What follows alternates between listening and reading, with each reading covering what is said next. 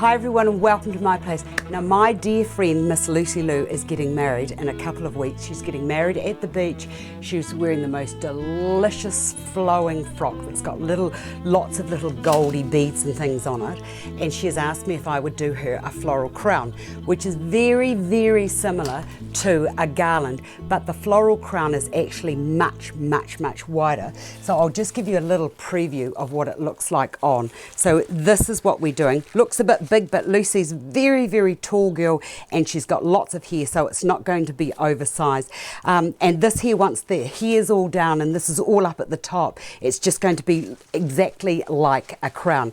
Now, we're doing it in artificial for the simple reason that, as I said, it's at the beach, it's the middle of summer, and it is incredibly hot here in New Zealand at the moment. So we've made the decision to do it in artificial. It's really, really easy to do. Let me walk you through it. You need some green tape. You also need some wire. I'm using 22 gauge wire. You could go down to something a little bit lower than that, maybe a 20 if you wanted to, but because I'm using artificial forms and because they've got quite a big wire, I need for this, when it's all bound together, to be really strong and taut. Now, I've got a few cheats ways that I do this, and first of all what I do is I like to get all of my foliage and all of my materials and components all ready before I go too far. So, get these all done like this. Now, you can wire everything singly, but what I like to do is to bind 3 or 4 things all together and cut when I'm using my roses or whatever flowers I'm using. Well, I'm using roses for this one here because that's what she wanted. When you do it, like, cut as much of that stem as you can away.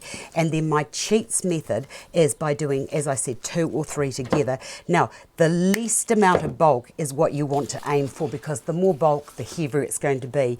And the other reason why I like to use artificial for things like this is there's an incredible amount of heat comes off the head. Now, bind those together, and the rule of thumb to know that when you wire it, it's going to be firm is to have that effect there, so it's not drooping in any way. So I know that that 22 gauge wire is going to be perfect. Right, once you've done that, the other thing you need to do is to use your paraffin or your tape, your floral tape, and that just gets stretched and pulled over there.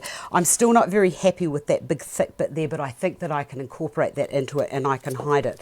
So by cutting off all of those stems, I've actually now created something that's just a little bit lighter than what we had. Right, with this one here, now so when I go into it and I see all of that there, I just would prefer to cut that out because that's excess bulk that we don't need.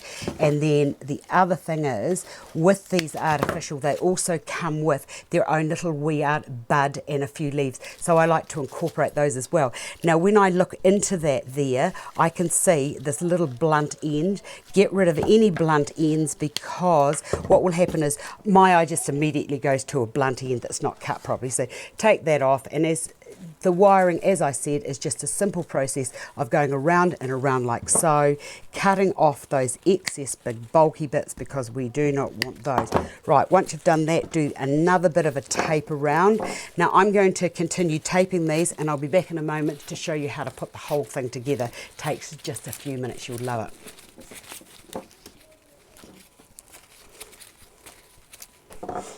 Okay, so let's get going. Everything's all been wired, including the little bits of vein.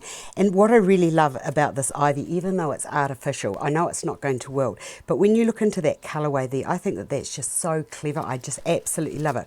Right, now actually, before I go too far, I want to show you that. Isn't that just beautiful? And I'll show you how to make these in due course one of these days, very soon.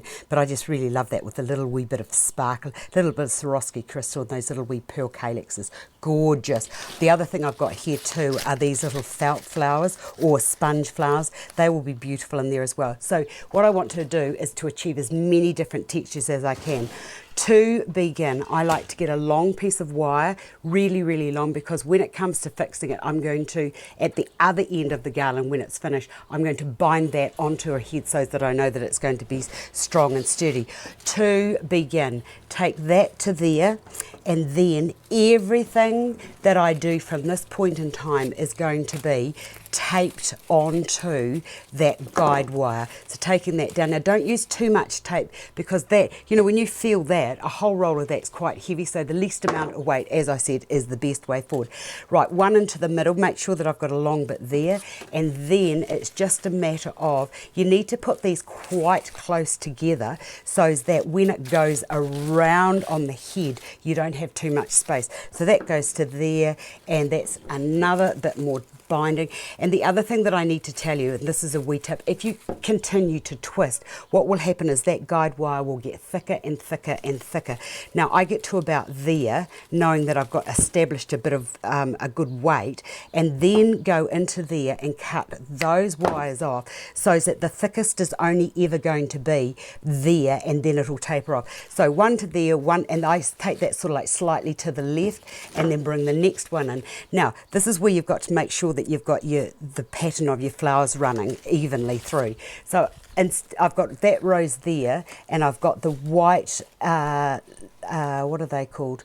Lisianthus there. So now I'm going to bring that into there so that it's sort of like a plaiting motion. That goes to there, and then once again you then need to very, very firmly, I really love this tape, it's so strong, and just that little twisting motion as I'm doing that there will just stick back onto itself as I'm doing that there. Now, the other reason why I like to use this tape is sometimes the wires go rusty. Also, by taping, what I'm doing is I'm actually making sure that there is no wire that's going to stick out that could get into her head. So from there, the next thing to do is, so I've put one there, one there, one there. I'm going to put that into there, and then I'm just going to continue working my way in taping until I get right round to the other end. When you get to the other end, which is what I've done here, now you'll see that big thick bit there. What I do with that is I cut that off. Crikey, there's a lot of wire in there, but cut that off, and then go through there with your wire, through all of those there, and I love it with these wee berries in. She's a very earth goddessy bride, this wee girl. Right, that goes through to there like that. And then to just make sure, even though I don't like to twist, about now I do twist because I need to know that that there is quite firm and solid and it's not going to come off. Right, take that again like so, and what you can do if you want to is you can incorporate a little bit of ribbon into either end so that you could tie it around the hair, but I find that this is the best way.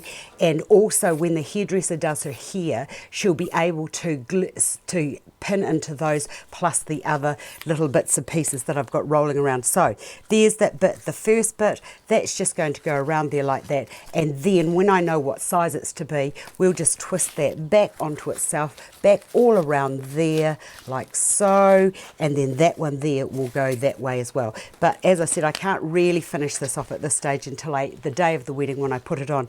The other thing that you can do is, and especially with these kinds of flowers here, I'll just take this here off. These are great because I've turned these into brooches, so just take that off there. Oh, for goodness sake, I put that on one. The other great thing with these is not only is it a brooch, but it also has this little pin here. So what you can do, if you find that there's a little space that you need to fill in, or you find that you need a little bit more luster, you can just pin those into there. Really, really quick and easy to make. I hope you've enjoyed that, and I hope I've been of assistance to you. I'll show you what the whole wedding looks like in due course. Thanks for watching. I'll see you another day.